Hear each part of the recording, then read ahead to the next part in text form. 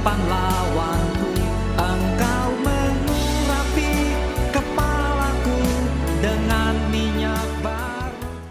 Jumpa kembali di Sharing Firman.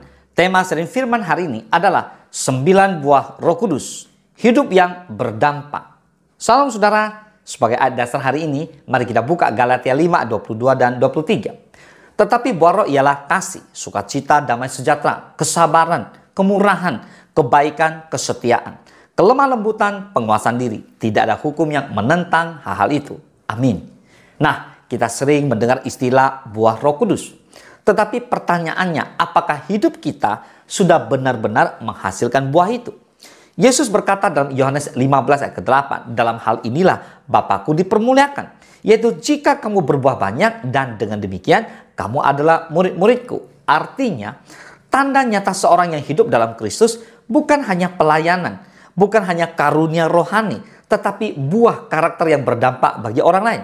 Hari ini kita akan belajar 9 buah Roh Kudus dan bagaimana itu menjadi kehidupan kita yang berdampak dan memuliakan Bapa di surga. Katakan amin. Mari kita mulai. Pengertian buah Roh Kudus. Yang pertama, buah roh adalah hasil nyata dari kehidupan yang dipimpin Roh Kudus. Galatia 5, 16-18. Maksudku ialah hiduplah oleh roh, maka kamu tidak akan menuruti keinginan daging. Mari Bapak Ibu kita mau dipimpin oleh Roh Kudus. Amin. Sebab keinginan daging berlawanan dengan keinginan roh, dan keinginan roh berlawanan dengan keinginan daging, karena keduanya bertentangan. Sehingga kamu setiap kali tidak melakukan apa yang kamu kehendaki. Akan tetapi jikalau kamu memberi dirimu dipimpin oleh roh, maka kamu tidak hidup di bawah hukum Taurat. Katakan amin. Jadi Bapak Ibu semua, mari hari ini kita belajar untuk hidup dipimpin oleh roh. Artinya apa? Artinya kita dipenuhi oleh Roh Kudus. Kita membuka hati kita untuk mau dipimpin, mau dibentuk, mau diarahkan. Artinya saudara, rajin-rajinlah baca firman. Amin. Karena Tuhan selalu berbicara lewat firman Tuhan. Amin. Nah, yang kedua, buah bukan hasil usaha daging atau sekedar disiplin manusia, tetapi hasil transformasi batinia oleh Roh Kudus. Jadi orang bisa melihat buah kita itu dari apa yang kita alami. Tuhan itu membentuk, lalu melihat setiap apa yang kita alami. Saudara, luar biasa. Saya mengatakan bahwa mengikut Yesus itu memang sebuah penderitaan sebenarnya.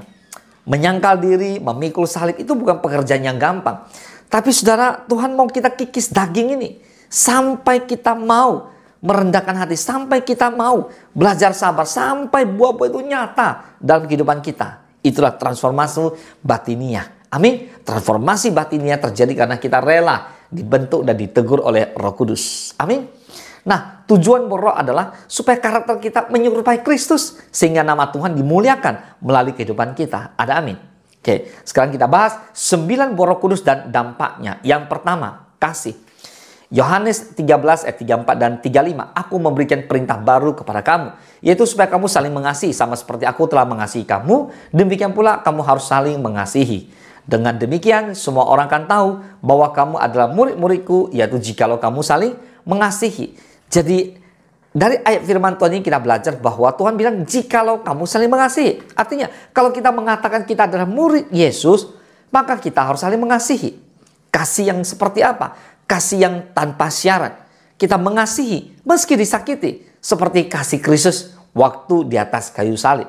Dampaknya dunia melihat Yesus melalui kasih kita, bukan sekedar kata-kata. Kasih membawa pemulihan dan menyatukan yang terpecah. Katakan amin. Yang kedua, sukacita. Filipi 4 ayat 4, bersukacitalah senantiasa dalam Tuhan. Sekali lagi aku katakan, bersukacitalah. Maknanya adalah sukacita bukan karena keadaan, tetapi karena hubungan kita dengan Tuhan yang tidak tergoncang oleh badai kehidupan. Dampaknya, orang lain melihat iman yang teguh saat kita tetap bersyukur apapun yang terjadi. Kita tetap bersukacita di tengah kesulitan yang terjadi. Amin. Yang ketiga, damai sejahtera.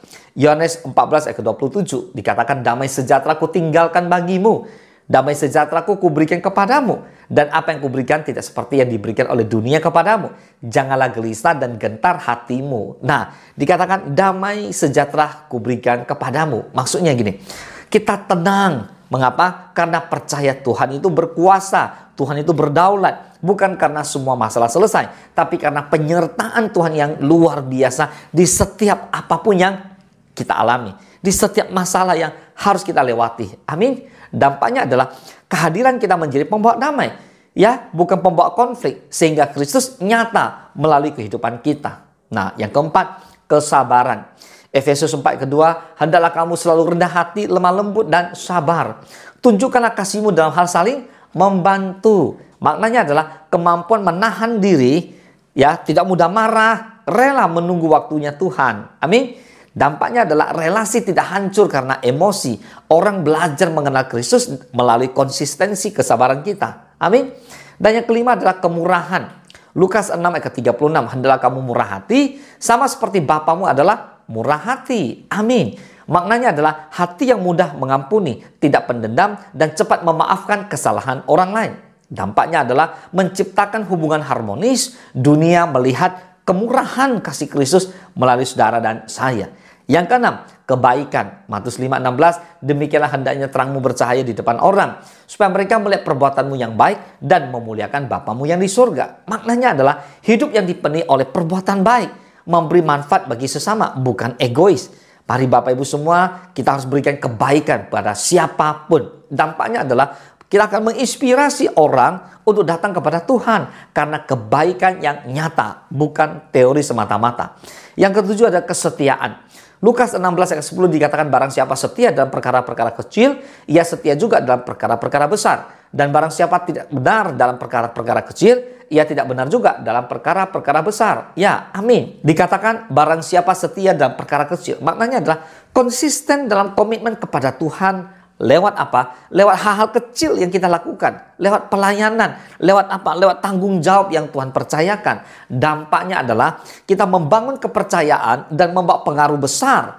Karena kita bisa dipercaya dan bisa diandalkan. Yang keempat adalah kelemah lembutan. Matius 11 ayat 29 dikatakan, pikulah yang kupasang dan belajarlah padaku, karena aku lemah lembut dan rendah hati, dan jiwamu akan mendapat ketenangan. Maknanya adalah bukan masalah lemah, ya, bukan lemah. Jadi kuasa yang dikendalikan. Amin. Nah, saudara, orang yang lemah lembut adalah bukan orang lemah, tapi mereka adalah orang-orang yang bisa mengendalikan diri, bisa mengendalikan kehidupannya. Karena apa? Karena punya sikap rendah hati. Dalam apa? Dalam perkataan dan dalam setiap tindakannya. Dampaknya adalah mereka membuka hati orang yang keras, mengubah suasana tegang menjadi tenang. Dan yang kesembilan, penguasaan diri. 2 Timotius 1:7 dikatakan, sebab Allah memberikan kepada kita bukan roh ketakutan, melainkan roh yang membangkitkan kekuatan, kasih, dan ketertiban. Maknanya adalah mampu mengendalikan emosi, nafsu, dan keinginan daging yang berlawanan dengan firman Tuhan. Dampaknya adalah hidup yang tidak dipermainkan oleh dosa dan dunia. Akhirnya kita menjadi teladan kedewasaan rohani. Katakan amin. Nah, sekarang kita akan bahas tentang bagaimana cara menghasilkan buah Roh Kudus. Yang pertama, hidup melekat pada Kristus. Tanpa Kristus, kita tidak bisa berbuah. Artinya buah yang kita hasilkan itu melalui Roh Kudus di dalam Kristus Yesus Tuhan kita. Yang kedua adalah berserah pada pimpinan Roh Kudus. Biarkan Roh Kudus mengubah hati dan pikiran kita setiap hari. Dan yang ketiga adalah mati terhadap daging. Buang kebiasaan lama yang bertentangan dengan firman Tuhan. Dan yang keempat adalah tekun dalam firman dan doa. Firman Tuhan adalah makanan yang membuat pohon rohani kita berubah. Dan yang kelima, praktek kasih dalam tindakan nyata. Buah terlihat dari perbuatan, bukan hanya dari kata-kata. Saudara, buah roh bukanlah pilihan, tapi tanda asli seorang murid Kristus. Tanpa buah, iman kita kosong dan tidak berdampak. Dunia haus akan contoh hidup yang mencerminkan Yesus, bukan hanya pengajaran tentang Yesus. Mari kita berdoa agar Roh Kudus terus bekerja dalam hati dan pikiran kita, menghasilkan 9 buah Roh Kudus sehingga hidup kita memberkati banyak orang dan memuliakan nama Tuhan. Boleh katakan amin. Tuhan Yesus memberkati.